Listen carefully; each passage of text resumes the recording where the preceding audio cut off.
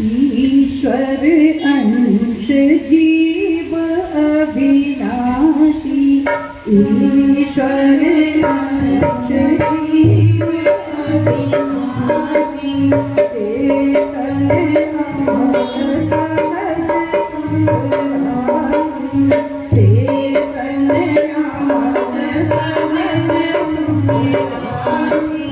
ओ माया बस भ्रम्यो गोसाई, ओ माया बस भ्रम्यो गोसाई, भ्रम्यो गिर हर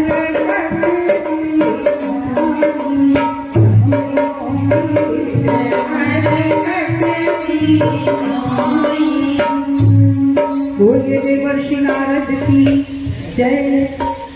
तो नारद जी ने पूछा कि इस समस्या का समाधान कैसे, इसके लिए हमें क्या करना चाहिए। तो भगवान विष्णु कहते हैं कि मेरे प्रज्ञावतार में मैं तो निराकार रहूंगा और शरीरधारी ही यह कार्य करेंगे। अनेक शरीरधारियों के माध्यम से मैं काम करूंगा। निराकार हेतोश्च प्रेरणां कर्तुमीश्वरः, शरीर निश्चिग्रहणां गति संचालने तत् अपेक्ष्यन्ते वरिष्ठांश्च आत्मानः कार्यसिद्धये, अग्रदूतान् इमान् कर्तुं पुष्पामि अन्विष्य सर्वथा, ततो निज प्रभावेण वर्चस्वेन जते समं समुदायं दिशां नेतुं भिन्नां भूरि वृत्तिं पराम्। भगवान विष्णु के वचन है कि निराकार होने के कारण मैं तो केवल प्रेरणा ही भर सकता हूँ। तो ऐसे अग्रदूतों की आवश्यकता है जो मेरे इस अभियान को गति दे। गुरुदेव कहते हैं कि मेरे शिष्य पीला बाना पहनकर घर घर जाकर घर घर अलग जलाएंगे और इस कार्य में सहायता करेंगे। तो आइए सुनते हैं गीत। इसीलिए तो पहन लिया है यह केसरिया बाना कि जब भगवान का यह दुख दर्द, विष्णु भगवान का यह दुख दर्द, परम पूज्य गुरुदेव का यह दुख दर्द उनके शिष्यों ने पहचान लिया, तो कुछ शिष्यों ने यह बीड़ा उठाया कि हम महाकाल के साथ साझेदारी करेंगे। कि जिस तरह भगवान राम के साथ रीछ वानरों ने सहयोग किया, कृष्ण के साथ ग्वाल बालों ने, तो गुरुदेव के साथ हम भी साझेदारी करते हैं और साझेदारी करते हुए हम इस अभियान को गति देंगे। तो आइए सुनते हैं गीत।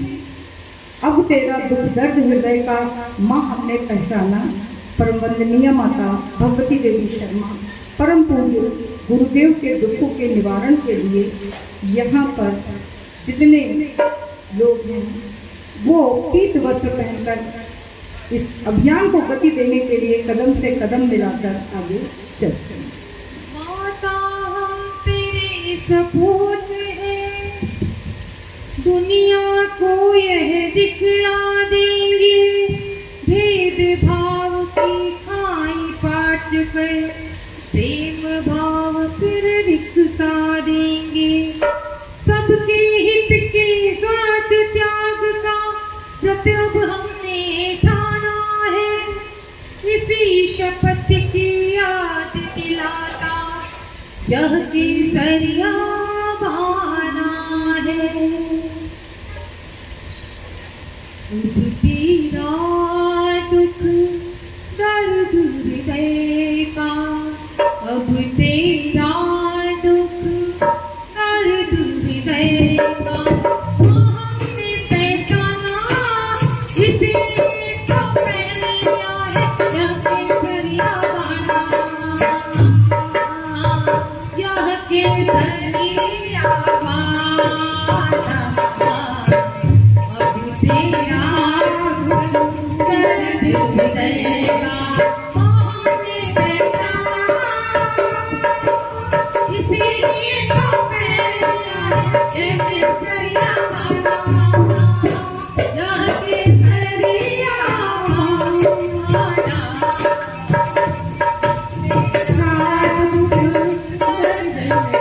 का दीवाना तक और त्याग को प्रेरणा देगा। इसमें सारा विश्व नए युग की निर्णय देखेगा। दुर्भावों से यही मनुष्य का रक्षक ढाल बनेगा। अंधियारे से यही जगत की कोई मशाल बनेगा। ज्ञान मशाल बनेगा।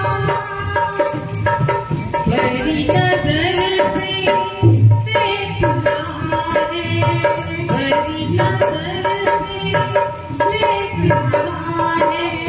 जिसकी तरफ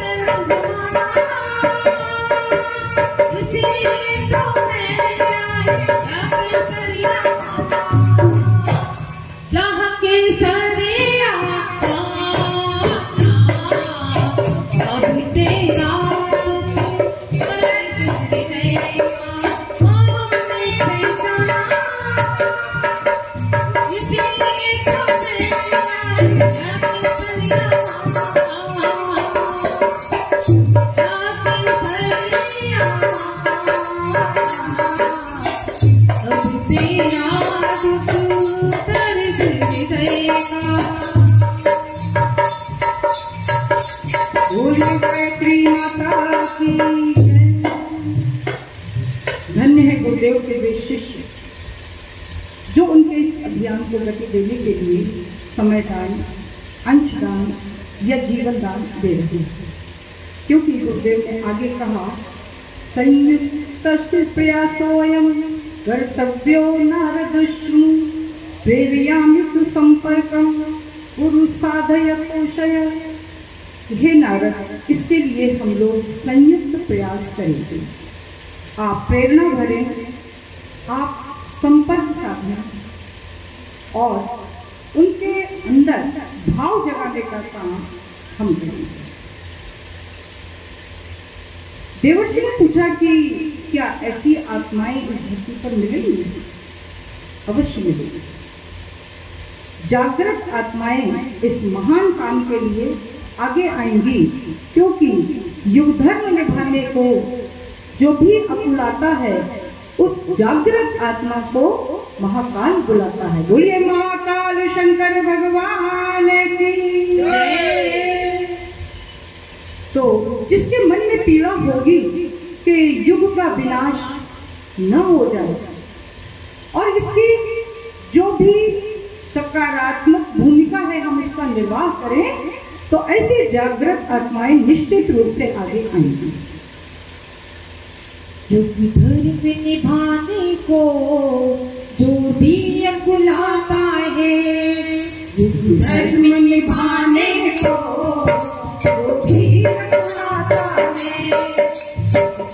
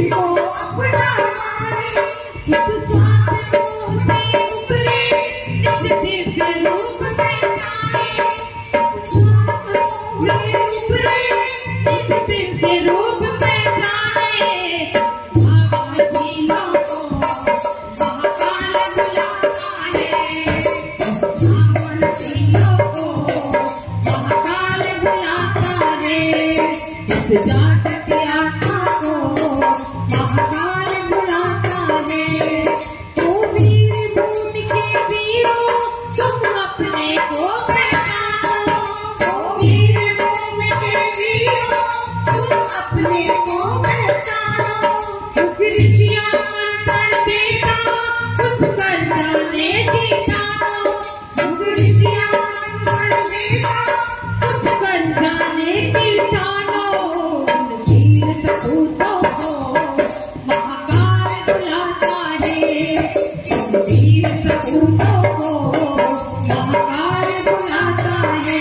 जागते आत्मा को महाकाल बुलाता है, जागते आत्मा को महाकाल बुलाता है। नाना का शौर्य भारो जग जाओ, नाना का शौर्य उभारो तमाशा हो जग जाओ। हीरा पानी के करने दुख करने का फैलाओ, हीरा पानी के करने दुख करने का फैलाओ। प्रतिभाशाली को महाकाल बुलाता है, प्रतिभाशाली को महाकाल बुलाता है, जागृत आत्मा को महाकाल बुलाता है,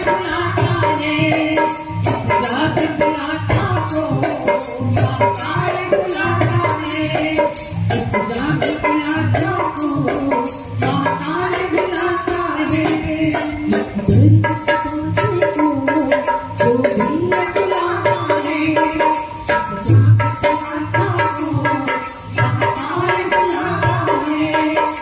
जागृत आत्मा को महाकाल बुलाता है, जागृत आत्मा को महाकाल महाकाल शंकर भगवान की जय। महाकाल के आवाहन पर अखिल विश्व गायत्री परिवार इस धरती के कोने कोने में काम कर रहा है। 7 क्रांतियां शांति कुंज से चल रही हैं। कुछ लोगों को लगता है कि गायत्री परिवार केवल हवन और दीपे भी करता है, नहीं। 7 क्रांतियां चल रही हैं। आध्यात्मिक, नैतिक, सामाजिक क्रांति यहाँ से होती है। ज्ञान और विज्ञान मिलन की यहाँ अनूठी रीति है। इसी धरा पर स्वर्ग सृजन की छटा अरे अभिराम है। शांति कुंज गुरुकुल है पावन, युग ऋषि का तप धाम। बड़ा ही प्यारा सुंदर सा गीत है, लेकिन हमारे आदरणीय भाई साहब, आयोजक भाई साहब रमेश मिश्रा भैया का अनुरोध है कि आपने दीदी कल भी कोई कृष्ण कथा से संबंधित बात नहीं सुनाई, और हमारे जो पितृ हैं वो सुनना चाहते हैं राम का नाम, कृष्ण का नाम, कृष्ण की थोड़ी सी बातें, राम की थोड़ी सी बातें। तो हमने कहा कि चलिए गुरुदेव से प्रार्थना करते हैं कोई प्रसंग दे जिसे प्रस्तुत किया जाए। क्यों रमेश भाई साहब? बोलो कृष्ण कन्हैया लाल की जय। तो परम पूज्य गुरुदेव ने जो प्रसंग इस प्रज्ञा पुराण से जोड़ते हुए बनाया वो कुछ इस प्रकार का है कि जून में 20 जून 1971 जब मथुरा में विदाई सम्मेलन हुआ,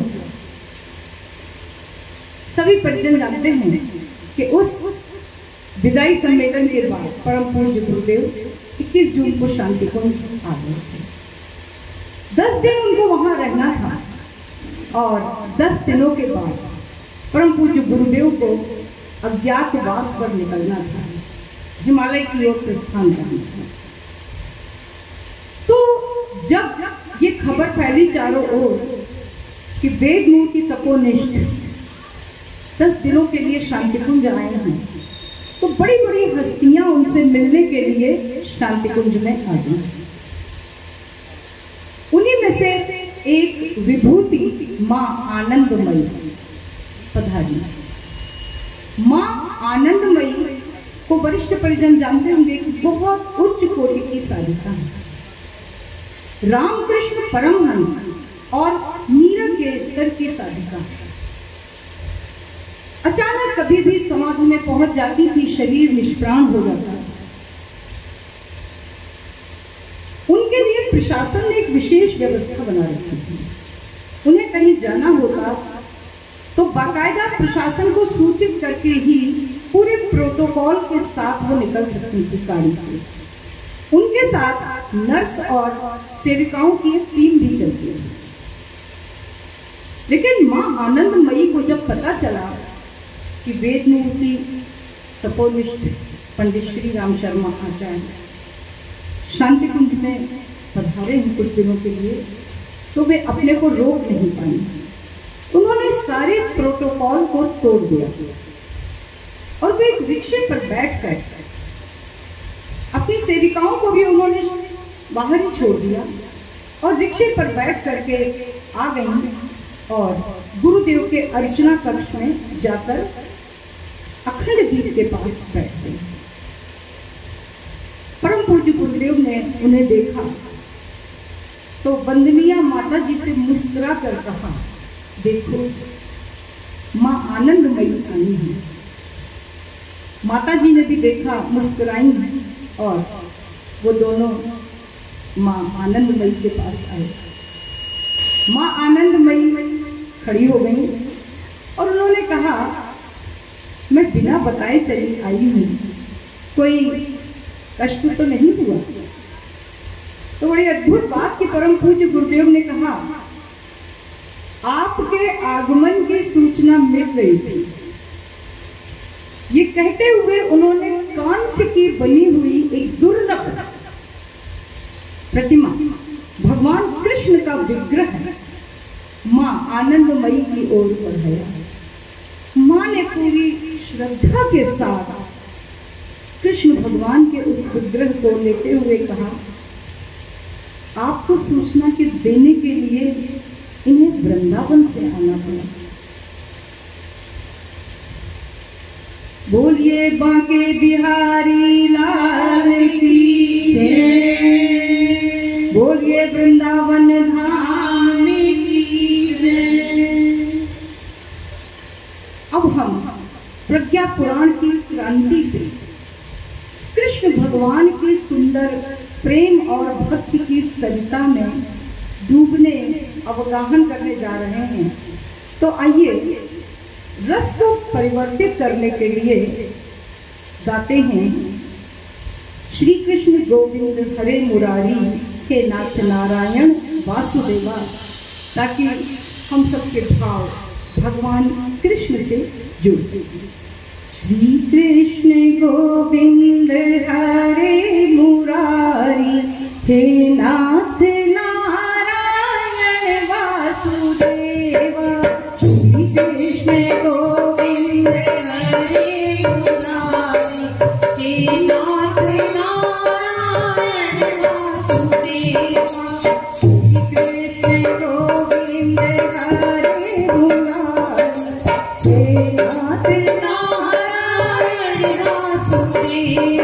सभी लोग तालियां बजा बजा के जोर से गाए। सबसे पहले तो एक बार जयकार लगाए कि भगवान कृष्ण तक पहुंच जाए, भगवान कृष्ण इस पंडाल में आ जाए। कृष्ण कन्हैया लाल की जय, बोलिए राधे राधे सरकार की जय। माई वाली बहने ना बोले, हम चाहते हैं हमारे पंडाल वाले भाई बहन बोले, ताकि भगवान कृष्ण के पास इन सबकी पुकार पहुंचे और इन पर कृपा बरसे।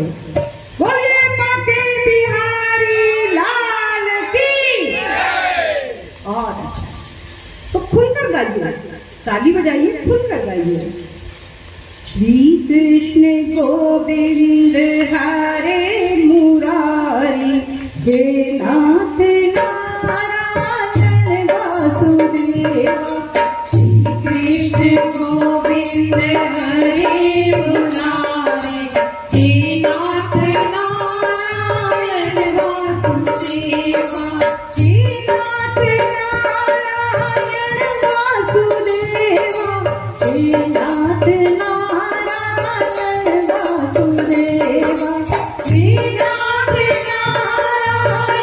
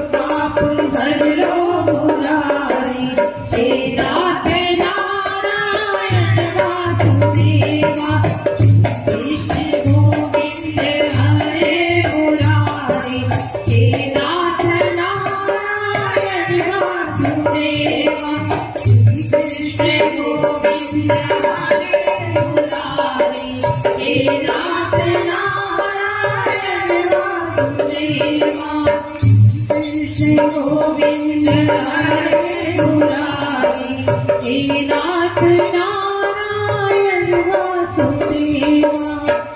बोले कृष्ण कन्हैया लाल की जय। भगवान कृष्ण इस धराधाम पर जब पधारे तो अकेले नहीं पधारे, अपनी आह्लादिनी शक्ति श्री राधे के साथ पधारे। और हमारे परम पूज्य गुरुदेव की शक्ति, हमारी परम वंदनीय माता जी, जिनके बल पर यह मिशन उत्तरोत्तर प्रगति करता जा रहा है। लखनऊ में अश्वमेध यज्ञ हुआ था जो परम वंदनीय माता जी ने किया। तो शक्ति के बिना न शिव काम कर सकते हैं, न आह्लादिनी शक्ति राधिका के बिना कृष्ण काम कर सकते हैं। और परम पूज्य गुरुदेव का मिशन तो वंदनीय माता जी ने ही चलाया, क्योंकि गुरुदेव तो कभी पुरुष चरणों में बिजी रहे, तो कभी हिमालय की यात्राओं पे रहे, तो कभी अज्ञातवास में रहे, साधनाएं करते रहे, सूक्ष्मीकरण साधनाएं करते रहे। गर्ग संगीता में गोलोक खंड में कथा आती है कि गोलोक धाम में भगवान कृष्ण रहते हैं। और ये राधा रानी के प्राकट्य की जो कथा है ये समुद्र मंथन से जुड़ी है। जब समुद्र मंथन में जो अमृत निकला उसके वितरण के लिए भगवान कृष्ण ने